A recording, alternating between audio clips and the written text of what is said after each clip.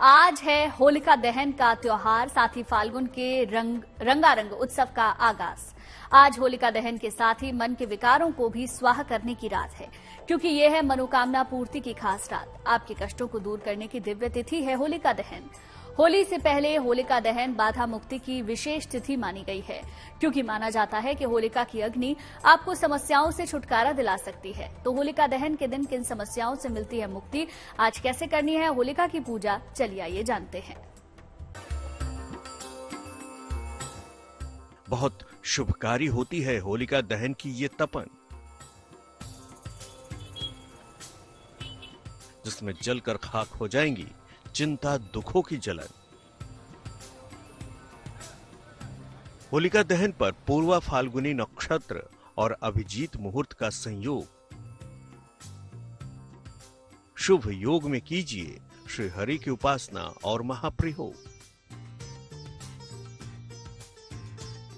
फाल्गुन पूर्णिमा पर सूर्य देव करेंगे मीन राशि में संचरण। होलिका की अग्नि में कर दीजिए समस्त विकारों को अर्पण। धू धू करती ज्वाला से मिलेगा इच्छाओं के पूर्ण होने का वरदान।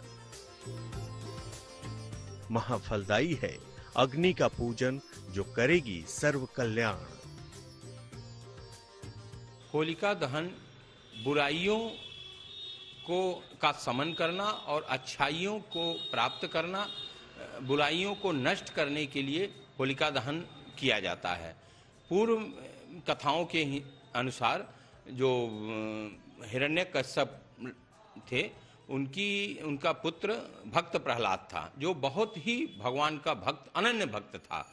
तो उसके वजह से वो उसके पिता बहुत चिढ़ते थे, तो उसने मारने की सोच ली। तो उसकी एक होलिका जो बहन थी, उसको भगवान से आशीर्वाद प्राप्त था कि उसको कभी भी अग्नि में जल नहीं सकती है।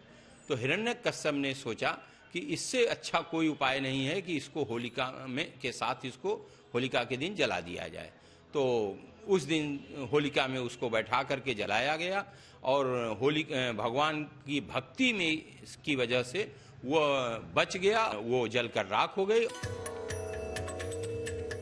ज्योतिष के जानकार बताते हैं कि होलिका दहन के दिन होगा भद्रा का साया।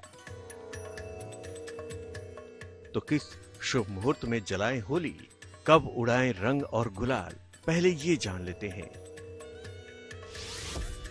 वैदिक पंचांग के अनुसार फाल्गुन पूर्णिमा 13 मार्च को सुबह 10:35 से 14 मार्च को दोपहर 12:23 तक है। 14 मार्च को फाल्गुन पूर्णिमा के साथ ही होली मनाई जाएगी। 13 मार्च को भद्रा का साया सुबह 10:35 से लेकर देर रात 11:26 तक है। इस दौरान शुभ काम करने की मनाही होती है। भद्रा के दौरान होलिका दहन भी नहीं किया जाएगा। ज्योतिषियों की माने तो 13 मार्च को होलिका दहन का समय देर रात 11:26 से लेकर रात 12:30 तक है। मतलब 64 मिनट तक ही होलिका दहन है। इस समय में होलिका दहन किया जाएगा।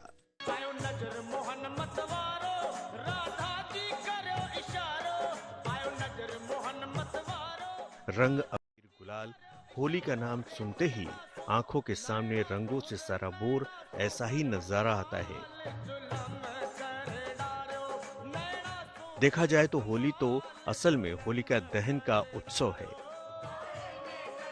सूखी टहनियों, पत्ते जुटाए जाते हैं और फिर फाल्गुन पूर्णिमा की इस संध्या को मंत्रोच्चार के साथ होलिका दहन की परंपरा निभाई जाती है। मनोकामना की पूर्ति के लिए होलिका में जो आपकी मन की कामना है, उस कामना को मन में लेते हुए होलिका जहाँ जल रही है वहाँ आप जाएं, उनका होलिका माता की पूजा करें। ओम होलिकाय नमः करते हुए जो पूजन सामग्री है वो होलिका माता में समर्पित करें। धूप दीप दिखाएं, नैवेद्य दिखाएं, कपूर उनको अर्पित करें और अपनी मनोकामना जो भी है वो पूर्ति करें। कहते हैं कि शरद ऋतु के समापन और बसंत ऋतु के आगमन का ये काल पर्यावरण और शरीर में बैक्टीरिया की वृद्धि को बढ़ा देता है। लेकिन जब लोग जलती होलिका की परिक्रमा करते हैं तो होलिका से निकलता ताप शरीर और आसपास के पर्यावरण में मौजूद बैक्टीरिया को नष्ट कर देता है और इस प्रकार यह शरीर और पर्यावरण को स्वच्छ करता है। वसंत ऋतु का प्रारंभ होता है तो शिशिर ऋतु में सभी बहुत सी प्रकार की अनाजें उत्पन्न होते हैं। उस दिन उसको अग्नि में समर्पित करके और फिर उसको ग्रहण किया जाता है। शरद ऋतु जाती है और बसंत की शुरुआत होती है, इसलिए ऋतु का बहुत महत्व है उस दिन से। बाधा और कष्टों की आहुति का होता है होलिका दहन। भारतीय नव संवत्सर चैत्र शुक्ल प्रतिपदा की पहली तिथि को शुरू होता है। इसके आगमन के पूर्व पुराने संवत्सर को विदाई देने और इसकी नकारात्मकता को समाप्त करने के लिए होलिका दहन किया जाता है। इसको कहीं कहीं पर संवत जलाना भी कहते हैं। बुराई पर अच्छाई के विजय के प्रतीक स्वरूप में होलिका दहन किया जाता है। होलिका दहन में किसी वृक्ष की शाखा को जमीन में गाड़कर उसे चारों तरफ से लकड़ी कंडे उपले से घेर कर निश्चित मुहूर्त में जलाया जाता है। छेद वाले गोबर के उपले, गेहूं की नई बालियां और उपटन जलाया जाता है ताकि वर्ष भर आरोग्य की प्राप्ति हो। लकड़ी की राख को घर में लाकर उससे तिलक करने की परंपरा भी है। होलिका दहन इस बात का संकेत है कि परेशानी कितनी ही बड़ी हो, ईश्वर में अगर आपकी आस्था है तो कोई भी नकारात्मक शक्ति आपका कुछ नहीं बिगाड़ सकती। माना जाता है कि होलिका की अग्नि तो इतनी पवित्र है जिसमें आपके कष्टों का दमन हो सकता है, क्योंकि होलिका दहन के दौरान का वक्त एक ऐसा वक्त होता है जब आप अपने कष्टों को होली की अग्नि में भस्म कर रहे होते हैं। होलिका दहन से हमारे शरीर पर जितनी नकारात्मकता रहती है उसका शमन होता है और सकारात्मकता की प्राप्ति होती है। होलिका दहन होने से हमारे उसकी राख को लगाने से होलिका दहन के पश्चात हमारे वास्तु दोष, हमारे ग्रह दोष, हमारे राहु केतु के दोष जनित पीड़ाएं जो होती हैं वह समाप्त होती हैं। होलिका की राख अगर घर में लाते हैं और उसको रोज तिलक लगाते हैं तो हमारी लक्ष्मी की कृपा प्राप्त होती है। होलिका की भस्मी लगाने से अनेक प्रकार के हमारे रोग नष्ट होते हैं और बहुत प्रकार इस तरह होलिका के दहन से फायदा होता है। सबसे तेज, सबसे प्रभावशाली है अग्नि। पंच तत्वों में सबसे पवित्र तत्व है अग्नि। हर साल खास मुहूर्त पर होलिका दहन का सांकेतिक कार्यक्रम किया जाता है और ये लोगों में विश्वास जगाता है कि ईश्वर अपने भक्तों के साथ हमेशा रहता है। चलिए अब हम बताते हैं होलिका दहन के लाभ क्या हैं। मन की तमाम समस्याओं का निवारण हो सकता है। रोग, बीमारी और विरोधियों की समस्या से निजात मिल सकती है। आर्थिक बाधाओं से राहत मिल सकती है। ईश्वर की कृपा आसानी से प्राप्त कर सकते हैं। अलग अलग चीजों को अग्नि में डालकर बाधाओं से मुक्ति पा सकते हैं। होलिका दहन के महाप्रयोग यह है कि जिन बच्चों की शादी नहीं हो रही है उन बच्चों के निमित्त या उन लोगों बच्चों के द्वारा एक पान ले लें, उसमें एक हल्दी की गांठ ले लें, एक सुपारी ले लें और लौंग लगा करके उनको होलिका माता को अपनी मनोकामना पूर्ति के लिए, महा उपाय के लिए कि हमारी ये मनोकामना पूर्ति हो, उसमें समर्पित कर दें। और अगर किसी तरह का कि ग्रह दोष अगर आपसे जनित पीड़ा से ग्रसित हैं तो एक आंख वाला नारियल लें और उसको उल्टा 7 बार घुमा करके अग्नि में प्रज्वलित कर दीजिए तो आपकी जो भी मनोकामना है वो पूर्ण होगी। होलिका की अग्नि इतनी पवित्र मानी जाती है कि ज्योतिषी होलिका दहन के दिन सभी समस्याओं से मुक्ति का दिन भी मानते हैं। तो क्या करें होलिका दहन के दिन? मनोकामनाओं की पूर्ति के लिए इस बार होलिका की अग्नि में क्या अर्पित करें, आगे जानिए। होलिका दहन की अग्नि में विशेष चीजों के अर्पण से आपकी मनोकामनाएं पूरी होती हैं।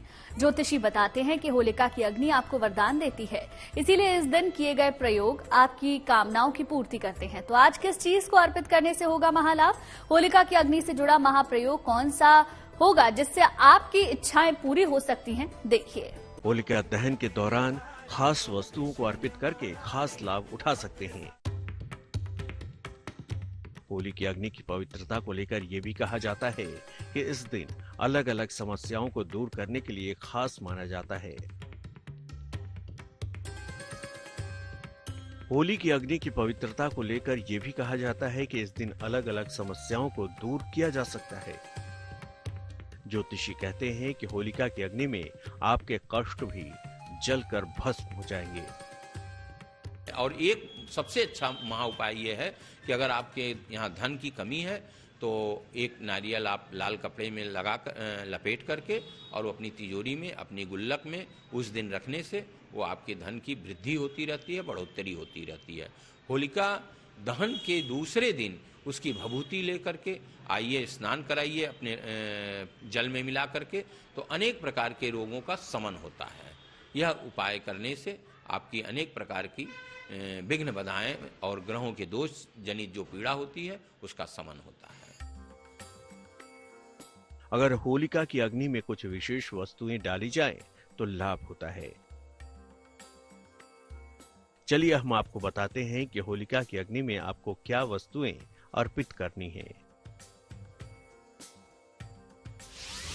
अच्छे स्वास्थ्य के लिए काले तिल के दाने, बीमारी से मुक्ति के लिए हरी इलायची और कपूर, धन लाभ के लिए चंदन की लकड़ी, रोजगार के लिए पीली सरसों, वैवाहिक समस्याओं के लिए हवन सामग्री, नकारात्मक ऊर्जा से मुक्ति के लिए काली सरसों।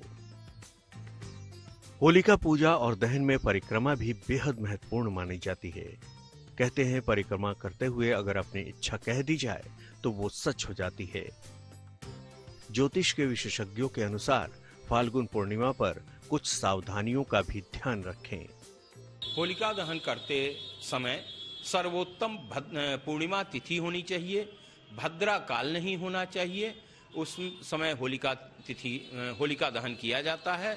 होलिका के समय में पूर्णिमा होनी चाहिए और उसमें विशेष कर यह ध्यान देना चाहिए कि जो होलिका दहन कर रहा है, जो भक्त होलिका में अग्नि दे रहा, होलिका की पूजन कर रहा है, वह तामसी प्रवृत्ति न हो, उस दिन किसी को कष्ट न दे, उस दिन वह किसी शराब, मदिरा और तामसी भोजन ग्रहण न करे, सात्विक रहे, ब्रह्मचर्य का पालन करते हुए होलिका दहन करना चाहिए। प्यार के रंगों में सराबोर होने से पहले होलिका दहन की रस्म अदा होगी। सदियों से ये परंपरा बुराई पर अच्छाई की जीत का प्रतीक मानकर निभाई जाती है। होलिका दहन के दौरान वहां मौजूद रहकर उसमें खास वस्तुओं को डालकर आप कैसे लाभ पा सकते हैं, ये तो हमने आपको बताया। अब समझिए एक महा उपाय जिससे आपके जीवन में सकारात्मकता बढ़ती जाएगी। होलिका दहन हो जाने के बाद उसकी थोड़ी सी राख ले आएं। इसको किसी पात्र में सुरक्षित रख लें। जब भी किसी महत्वपूर्ण कार्य से जाना हो, इसका तिलक लगाकर जाएं। कार्य में सफलता मिलेगी। मान्यता है कि विधि विधान से होलिका पूजा और दहन करने से मुश्किलों को खत्म होते देर नहीं लगती। तो आप भी होलिका दहन के पवित्र अग्नि से कामना पूर्ति का वरदान मांग लीजिए। सभी दोषों की शांति के लिए होलिका की वंदना करें। आपके जीवन के कष्टों का भी दहन होगा। होलिका दहन के बाद कल रंगों का त्योहार है, होली मनाई जाएगी। लेकिन होली के साथ लगने जा रहा ग्रहण का साया भी है। एक ऐसा योग बन रहा है जब होली और चंद्र ग्रहण एक ही दिन हो रहे हैं। तो क्या रंग में भंग पड़ जाएगा? क्या चंद्र ग्रहण का प्रभाव होली पर पड़ेगा? क्या सूतक काले मान्य होगा? देखिए।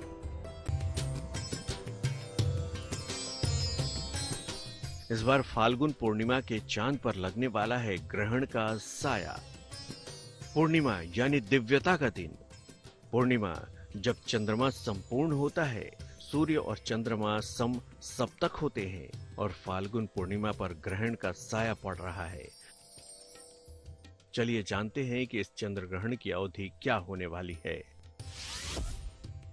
चंद्र ग्रहण 14 मार्च को लगेगा। सुबह 9:29 से शुरू होकर दोपहर 3:29 तक रहेगा। ग्रहण की कुल अवधि 6 घंटे की होगी। ये चंद्र ग्रहण सिंह राशि और उत्तरा फाल्गुनी नक्षत्र में होगा। इसमें चंद्रमा सूर्य और शनि से दृष्ट होगा। इस ग्रहण में अग्नि तत्व की प्रधानता होगी। हम सभी होली का साल भर इंतजार करते हैं और होली हुड़दंग के साथ खेलना चाहते हैं। तो क्या होली पर इस बार वाकई चंद्र ग्रहण की बंदिशें होंगी? चलिए जानते हैं क्या कहते हैं इस पर ज्योतिष के जानकार। ये चंद्र ग्रहण सामान्य रूप से नहीं देखा जा सकेगा। वैसे भी ये चंद्रमा का उपछाया ग्रहण है। उपछाया ग्रहण किसी धार्मिक कर्मकांड के लिए महत्वपूर्ण नहीं होता, इसलिए किसी भी परहेज या सूतक का पालन नहीं होगा। इस चंद्रग्रहण का होली या इसकी शुभता पर असर नहीं पड़ेगा, परंतु ग्रहण के दौरान कुछ विशेष कार्य करके लाभ पाया जा सकता है। होलिका वाले दिन जो है रात में आप एक बड़ा कपूर का टुकड़ा लें और परिवार में जितने सदस्य हैं उन सभी सदस्यों के नाम से 7-7 लौंग, यानी अगर आपके यहाँ 4 सदस्य हैं तो 7 7 14 7 3 21 7 चौक 28 पीस लौंग, 7 लौंग लेकर के 7 बार उस आदमी के ऊपर से उतार करके अपने परिवार के प्रत्येक सदस्य और जो है कपूर का टुकड़ा बड़ा रखेंगे, उस टुकड़े पर रखते जाएंगे और उसके पश्चात जो है मन में ये कामना करते जाएंगे 7 बार क्लॉकवाइज तरीके से उनके ऊपर से ये उतारेंगे और मन में ये कामना करेंगे कि इनका हर प्रकार का दुख दूर हो और उसे 7 बार घुमाएंगे और उसे कपूर के ऊपर रख देंगे। होलिका पे जाएंगे और इसे जाकर के वहां पूजा करके होलिका माता का और वहां पर ये अर्पण करेंगे। इस प्रकार से आप करते हुए और फिर होलिका माई को प्रणाम करते हुए और अपने घर को आ जाएंगे। आप ये उपाय निश्चित करें, ये महा उपाय है, इसको करने से आपको निश्चित ही 100% लाभ होगा। सूर्य और चंद्रमा का हमारे ऊपर गहरा असर पड़ता है। ग्रहण कोई भी हो, ज्योतिषीय लिहाज से यह हर व्यक्ति के जीवन को प्रभावित करता है। तो चलिए जानते हैं चंद्र ग्रहण खगोल विज्ञान की प्रमुख घटना क्यों है। 9 ग्रहों में सूर्य के बाद ज्योतिष में सर्वाधिक महत्वपूर्ण ग्रह है चंद्रमा। ज्योतिष में चंद्रमा के बिना कोई गणना नहीं की जा सकती, इसलिए चंद्रमा का ज्योतिष में एक प्रमुख स्थान है। वैज्ञानिक दृष्टिकोण से चंद्रमा गुरुत्वाकर्षण शक्ति और सारी पृथ्वी के जल तत्व को नियंत्रित करता है। यह पृथ्वी के सर्वाधिक निकट है, इसलिए यह पृथ्वी को सीधे तौर पर प्रभावित करता है। चंद्रमा पर घटने वाली हर छोटी बड़ी घटना का पृथ्वी पर प्रभाव जरूर पड़ता है और ग्रहण जैसी बड़ी घटना का प्रभाव तो जरूर ही पड़ता है। मानव का मन और भावनाएं चंद्रमा का ही क्षेत्र हैं, इसलिए चंद्रमा पर परिवर्तन से मानव का मन तुरंत प्रभावित हो जाता है।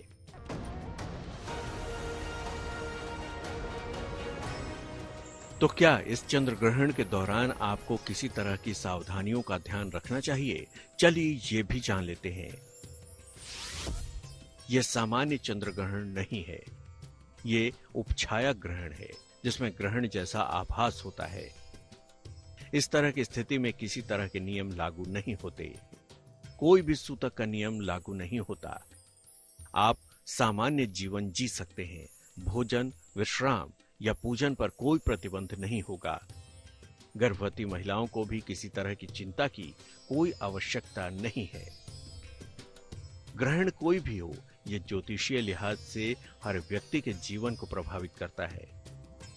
ग्रहण काल खत्म होने पर विशेष पूजा अर्चना के बाद ही मंदिरों के द्वार खोले जाते हैं। हालांकि ये नियम तब लागू होते हैं जब सूतक लग रहा हो।